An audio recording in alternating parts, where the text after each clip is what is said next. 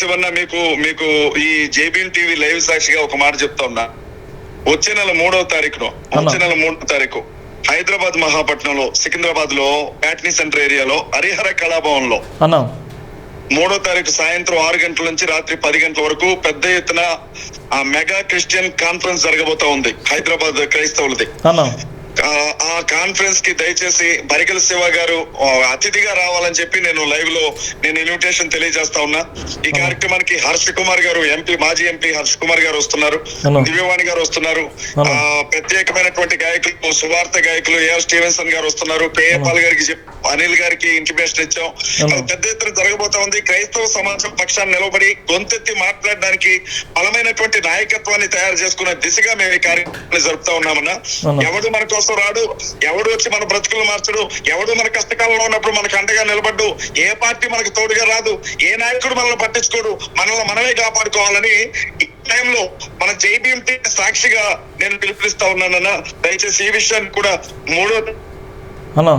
10 గంటల వరకు హరిహర కళాభవన్ లో జరిగే హైదరాబాద్ మెగా క్రిస్టియన్ కాన్ఫరెన్స్ కి రావాలని చెప్పి నేను మీకు విజ్ఞప్తి చేస్తా ఉన్నా. దయచేసి ఇన్విటేషన్ గా భావించండి. తప్పకుండా పెద్దన్న, నువ్వు చెప్పిన ఏదైతే ఉందో తప్పకుండా మొదటి నుంచి కూడా నేను అదే చెప్తున్నాను. సంఘటితం కావాలి.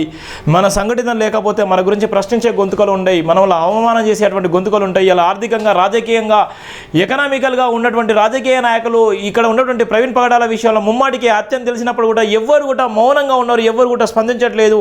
ఇప్పుడు అదే చెప్తున్నామన్నా, ఇప్పుడు జరిగినటువంటి ఉగ్రవాదుల దాడిలో చనిపోయిన కుటుంబాలను పోయి పవన్ కళ్యాణ్, సీఎంలు, పీఎంలు పోయి పరమిస్తున్నారు. ప్రవీణ్ పగడాల చనిపోయి నిన్నటికి నెల రోజులు అవుతుంది. కనీసం ఫోన్ చేసి అన్న కుటుంబాన్ని పరమించిన దాఖలాడు కూడా లేవు.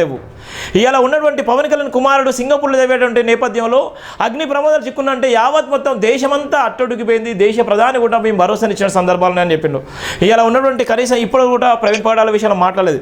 ఇప్పుడు రాజకీయ నాయకులు ఒక్కరు కూడా కనీసం స్టేట్మెంట్ ఇవ్వలేదన్న. నేను మొదటి నుంచి చెప్తున్నాను, నా బాధ మీకు అర్థం కావచ్చు అన్న, మీ బాధ నాకు తెలుసు కాబట్టి నేను రాస్తున్నాను. ఎందుకోసం అంటే ఇదే సందర్భంలో మీరు ఇచ్చినటువంటి పిలుపు, మీరైతే ఏమైనా ఆహ్వానం పలుకుతున్నారో ఈ ఆహ్వానాన్ని కూడా నేను తప్పకుండా పాటిస్తానన్నా. సీఎం దృష్టి కూడా నువ్వు వస్తేనన్నా సీఎంని కల్పిస్తాను.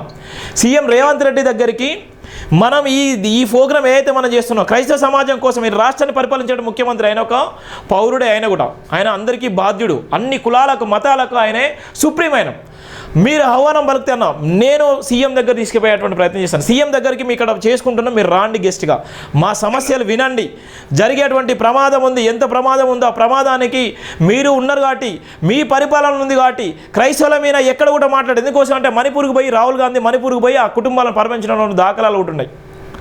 మణిపూర్లో జరిగినటువంటి అగ్నిగోళం జరిగిన సందర్భంలో ఈ దేశానికి పోయి సవాల్ వేసినటువంటి రాహుల్ గాంధీ కూడా క్రైస్తవ సమాజం పక్షం నిలబడ్డాడు. ఇవాళ ఈ రాష్ట్ర ముఖ్యమంత్రి కూడా నిలబడాలి. ఎందుకోసం అంటే ఇవాళ ఉన్నటువంటి నేపథ్యంలో ఇలా అందరూ మనుషులమని గుర్తించిన సందర్భాలని మీరు ఆహ్వానం పలికితే అన్న, మీ పిలుపు మేరకు సీఎం గారి దృష్టికి నేను లైవ్లో తీసుకెళ్తాను. వీలుంటే సీఎం గారికి కూడా నేను చెప్పేటువంటి ప్రయత్నం చేస్తాను, సమాచారం ఇస్తాను. ఎందుకోసం అంటే మీ ప్రవీణ వరకు, ఎందుకోసం అంటే అక్కడ జరగాలి, వాళ్ళు కూడా రావాలి, సమయానికి అర్థం కావాలి కదా.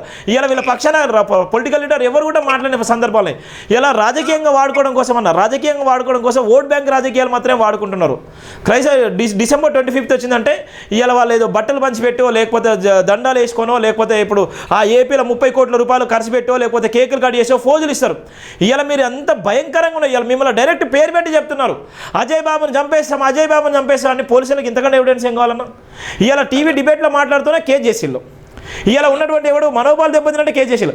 ఇలా క్రైస్తవ సమాజాన్ని అంతా నిజంగా తాగి చనిపోయిన ప్రవీణ్ పగడాలగాడు వాడు వీడని, ఆయన చనిపోయింది పోస్ట్మార్టం రిపోర్ట్లో కూడా తాగిందని వస్తానని చెప్పినటువంటి నేపథ్యంలో కూడా అంత ఎవిడెన్స్ ఉన్నా కూడా పోలీసులు అరెస్ట్ చేయలేదు. ఎంత భయంకర పరిశీలన ఉన్నామన్నా.